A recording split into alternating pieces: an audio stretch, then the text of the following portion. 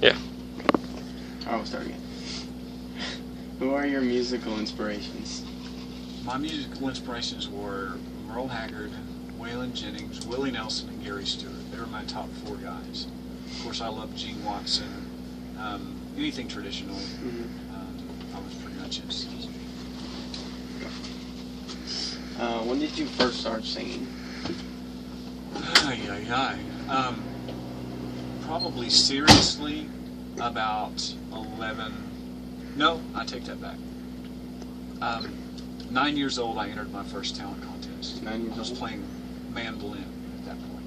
You're playing mandolin at 9 years old? Yes, and I won the talent show. Really? Yeah. That's a nice memory. Thank you for helping me remember that. How did you get started? My dad was a musician, and there was just a natural love for music in the family. Yeah. And country music in general really turned me on, and I don't know why. You know, when you're 9 years old, you don't know what drinking and cheating is all about. But yeah. Apparently, I loved it then, so I don't know why. But I was always gravitated towards hardcore country stuff. Yeah. So. Did you ever get nervous before you started performing? I absolutely was looking for a place to pee before every show, because it didn't matter if I had to or not. It was just like a nervous thing. I was either going to do that or vomit. So. TMI? You like that? That's good. That's good. You ask. I was just telling you.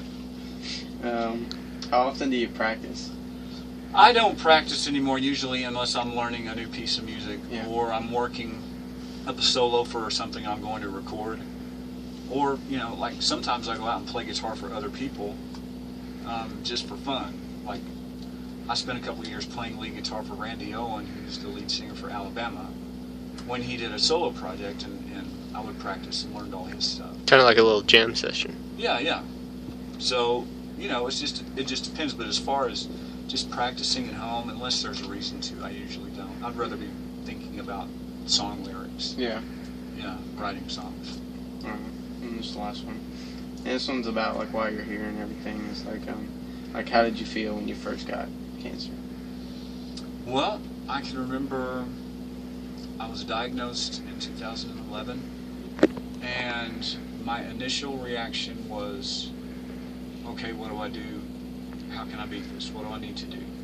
And it wasn't until I realized how serious my condition was that I started getting worried, and really worried, and started realizing through reading publications and doing research on the internet that my chances weren't very good of living through it. And I discovered I had about a 12% chance of surviving at this point, and then I just kind of made up my mind to put my head down and move forward.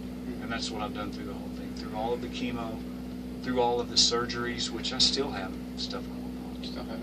Still have problems, and we don't know when it's going to end, but I'm alive and I'm cancer free, and I'm still just putting my head down and moving forward, trying to get through it, and praying to God and thanking Him every day on my knees that I'm still alive.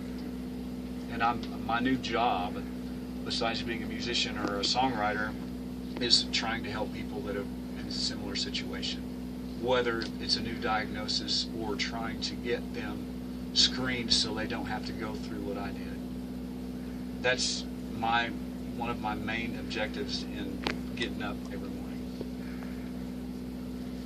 So you're helping people every day? I try to. I have a lot of people that call me, that email me, that talk to me after shows. I'm doing a lot of public speaking these days. I hug a lot of necks and hold a lot of crying people after shows that have just been diagnosed, and they ask me how I've made it through it, and I tell them everything. I'll tell them first off, it was, I believe wholeheartedly, it was God that spared my life, and He's made it painfully clear, and I'll tell anybody that. But I'm just trying to make the most of every day. That'll be good. Yeah. I hope that answers your question. It does. Right It on. really does. It was a good interview, too.